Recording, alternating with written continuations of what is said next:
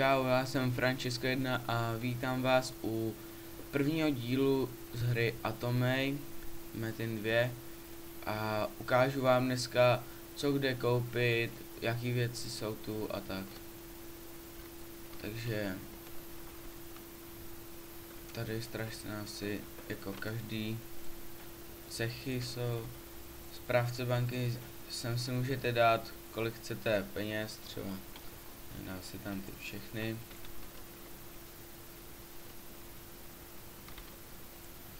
Tady potřebné věci, tady máte potřebné věci na svatbu, nebo abyste si mohli dát vedení na P, oživit koně, nakrmit koně, perlin a vylepšování kamenů.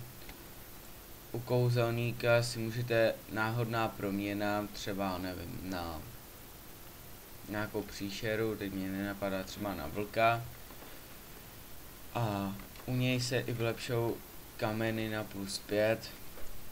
Tady obchodnice s kameny vám ukážu, ježiš, já jsem si dal všechny prachy pryč.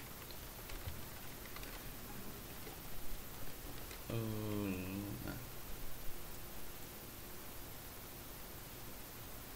Správce banky, banka. Vybráme si teď všechno. Ano. Takže teď vám ukážu.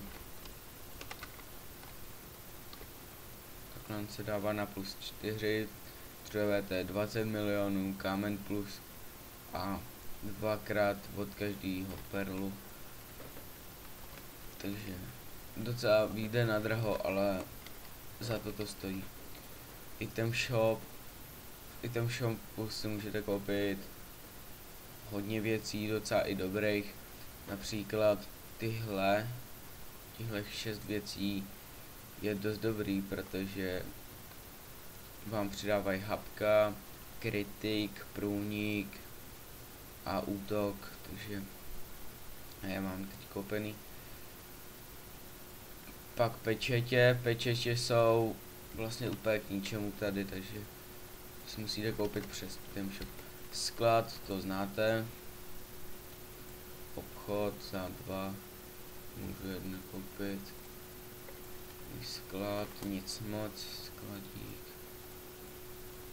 Bývalý věci tam jsou. Obchodnice u obchodnice, taky nic moc. Jo, rosy koupíte. A líky. Kovář se mi tady nelíbí, tak já ho zabiju.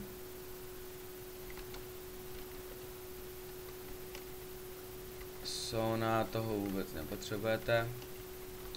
Tady je velitel, kdo si můžete zjistit své statistiky. Pokud máte třeba, kolik máte zabitých monster a tak. Já tady mám 119 827 zabitých monster a jenom 107 zabitých hráčů, protože jsem PvM. PvP mám druhou postavu a s tou bude až druhý nebo třetí díl, teď nevím. A budou to asi PvPčka jako vždycky, takže se těšte. Tady jsou ještě nějaký brnění, co si můžete koupit. Od začátku. Sice jsou skoro k ničemu, jako neříkám, že zrovna k ničemu, ale kdybyste si kupovali přes item shop jenom pár diamantů, tak si můžete koupit Hwanga. Šperky.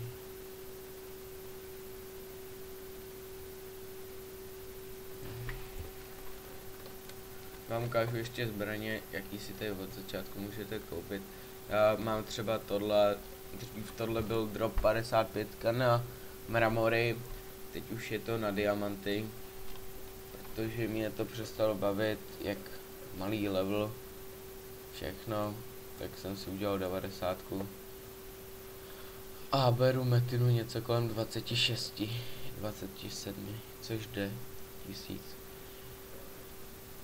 Určitě chci natočit s jedním kámošem lov na draka.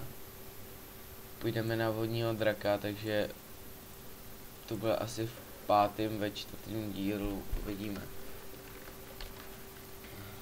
Teď ještě teleportérka. Tady jsou různé mapy, kde se můžete expit a další věci. Třeba Metronet od 5 se expí tak do 80. Pak musíte jít do Imhy do 95, pak jdete zanikla do 110, epická od 110 do 125, pak jdete zombie mapa. Tam si můžete hodně rychle nadropovat peníze, protože za 10 minut máte tak 2 miliardy a expíte do 150, do 140 to jde pomalu, od 140 do 150 to jde docela pomalu, ale vyplatí se to a červený les od 150. Což je docela dobrý, ale v té červený si to skoro nikdo nedává, jako dává, že jo, ale ne tak.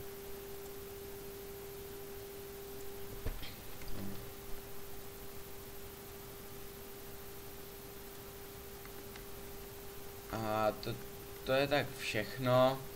Už tak napište do komentů, kdybyste si chtěli zahrát, nebo dejte like, dejte odběr určitě. A to je tak všechno, takže čau. Loučím se s vámi.